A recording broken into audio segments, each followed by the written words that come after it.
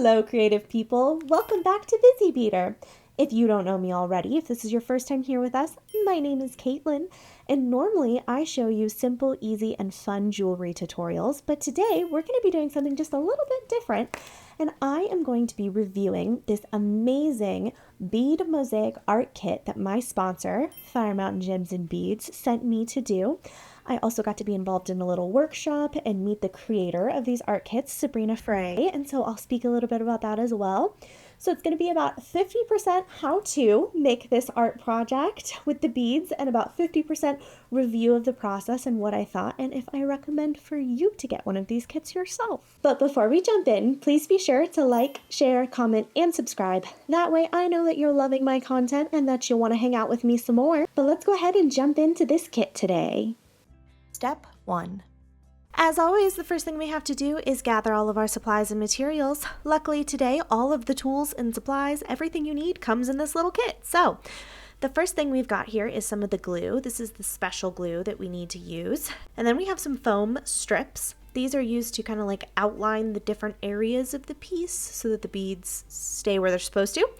And then of course we have all of our beads, and a cool little bag is included in this kit that has a whole bunch of stuff in it. So it looks like we've got here some beading trays and some of these other tools. So this is a wax stick and a bead placer. These things just help us move it around. And then these are the different trays that we can use for our beads, some tweezers, those are always handy. And this X-Acto knife. This X-Acto knife is going to be your best friend on this project.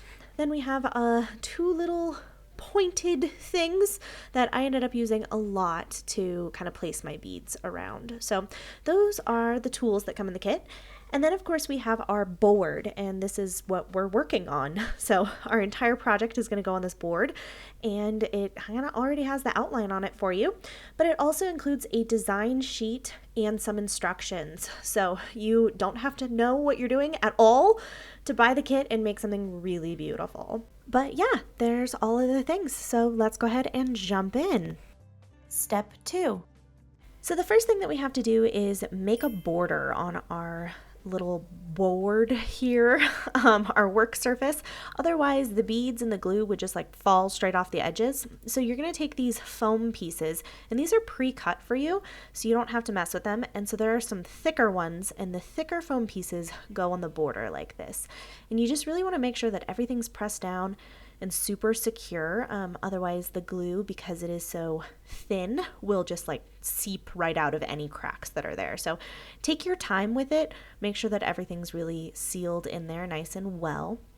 And once you have those kind of placed, I kind of did a pinwheel situation, and then I went through and I chopped off all the little extra pieces on the edge, and that is something that you'll see I do quite a bit, is I lay it down in areas and then I chop rather than trying to like fit it exactly.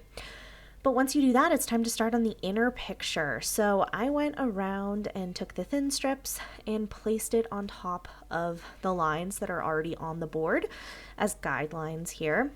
So the backings on these can be a little hard to get off, so you can just grab the tweezers. That's one of the many uses for the tweezers. And like I said, just be super careful not to have any gaps. So you can see I'm using the X-Acto knife to cut at the areas where the foam is going to intersect. And make sure to take your time with this. It's kind of difficult in some areas. I had a hard time on the moon getting it to sit at the right angle, at the curve that I wanted. So take your time, and this is a project that it kind of depends on your level of perfectionism, on how long it's going to take you, and also like how much fun you're having, where you want the beads and stuff. I took a really long time with this project because I was having a blast, and I also wanted it to look really beautiful. So I just kind of leaned into my perfectionism. I know on this channel, I really try and encourage you guys to like not be perfectionists and just enjoy the process. But this is a project where I kind of broke my own rules, and I was taking a lot of time to make it look really beautiful, but I was also having fun while I was doing that. So it made it worth it, I would say. This part was interesting. I've never done anything like it before, laying the foam down on top of a picture like this. So it was a very unique experience, but I had a lot of fun with it. So yeah, here I go, getting all of the lines and the areas, but this is what the main first step of this process really includes, is just getting all the foam laid down. Step 3. Our next step is going to include laying all of the beads down. So you can see here I'm using my bead spinner to like thoroughly mix the beads. This is probably an unnecessary step. I just love an excuse to use my bead spinner, so you definitely don't have to do this. I was also mixing a lot of like similar colors to create like patterns and hues, but the beads that are included in the kit already come the way that they're meant to be used. So this was just me embracing my creativity. I actually got to be a part of a workshop with Sabrina Frey, and it was so much fun. She was such a delightful person, and she really encouraged like individuality and creativity. So I think that she will not be offended if you take one of the projects as a base and make it your own. And that's kind of what I did with the placement of the beads. I changed the color a lot. It gives you a design guide, but I more or less used that as the guidelines, very loose guidelines, because I wanted to go with my own color schemes and ideas. So I mixed in beads that I already had, and you can see that I spilled everywhere all the time. That was a common theme, was picking up beads and putting them back where they're supposed to go because they don't want to stay in their little compartments. So I went and I actually pre-mixed all of my colors, so the black and the white, and then the various blues and greens, and then the yellow as the background. I mixed large quantities of those off screen.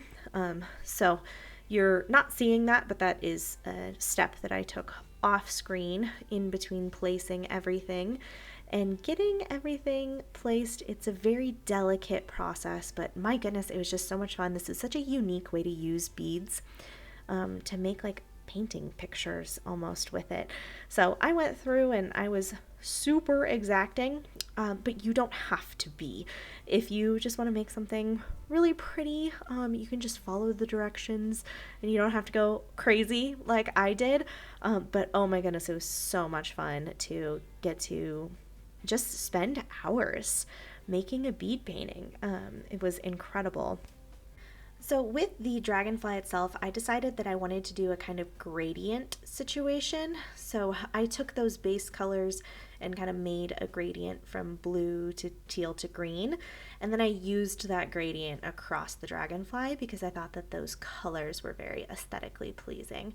But of course you can do this any way you want. And if you have a lot of seed beads lying around like I do, it was a great way for me to like use a bunch of seed beads that otherwise probably wouldn't get used. I have a lot of seed beads, and so it was fun to get to give them a home, so to speak, in this project.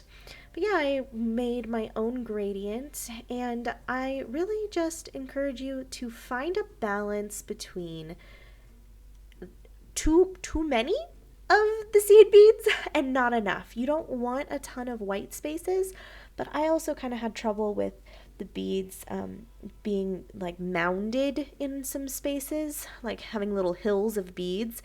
And so, try and find that balance between covering the area entirely, but not putting too many beads down. Because I think if I did this project again, I would probably do less beads, although it turned out beautifully. So maybe it was worth it to have so many extra beads.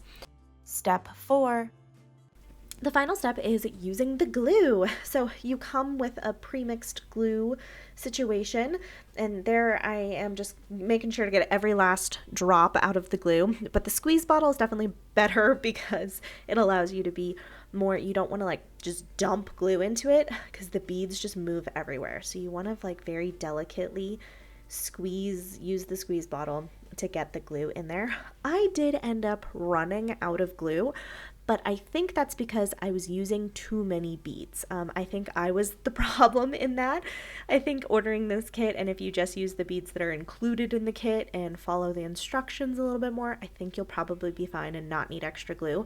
But all I did for the extra glue was I took some of my other crafting glue, and that was water-based, and I thinned it down, and I was able to use that just fine and kind of make do, pivot at the last moment, because like I said, I think I used too many beads. Some things that you're not going to see on screen is that this is actually a two-step process. So you're going to squeeze a whole bunch of glue into it. Almost, I think over half is what the instructions recommend. And then you're going to leave it for 24 to 48 hours. And then you're going to do it again, just in case there are beads that have come loose. I recommend not touching it as much as possible after you put the glue on it. I kind of got into a problem where I was messing with it too much and I was creating too many problems when the glue wasn't dry yet. So be patient, and once you put the glue on it, like, walk away. Leave it alone. Learn from my mistakes. Don't do what I did.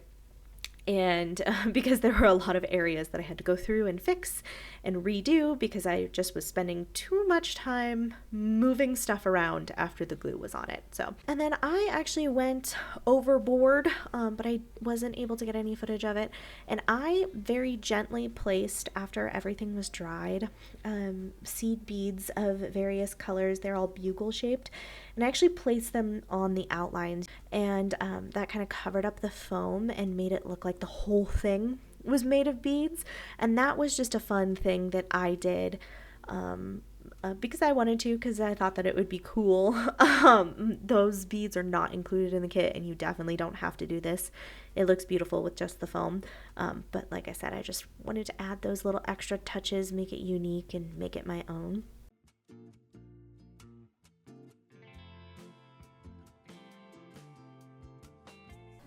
And there we go. This was a several day long process. I think this actually took me 3 or 4 days, but I took my sweet time with it. So it shouldn't take most people that long. You do have to wait for the glue to dry. So that is the part of the process that's a little more lengthy, but I took 2 days to place all my beads and then 2 days to glue everything down. So I kind of went above and beyond, and you definitely don't have to do that unless you are like me and you just get into doing it and you're having so much fun that you want to. Then more power to you.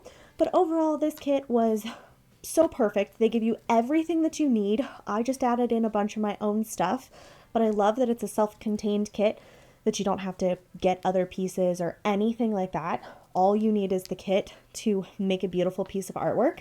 And then if you're like me and you have extra seed beads lying around or an idea or whatever, you can add stuff on your own, but you don't have to. It's one of my favorite things about this kit.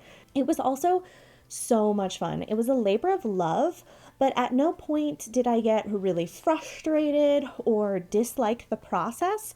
It was a very unique experience and just so much fun. And so even though it was lengthy, and I kind of made it a little more lengthy than it needed to be, the amount of joy that I got doing it more than made up for that. So overall, I highly recommend this kit. I give it a 10 out of 10. Like I said, I did run out of glue, but I'm pretty sure that that was a me problem. I think that if you use the beads that come in the kit, you won't run out of glue. But that being said, it was super easy to make my own glue, to just water down some thin craft glue that I already had in my closet. So certainly nothing that couldn't be accomplished outside of that. I also went through and I added the little beads to cover up the foam.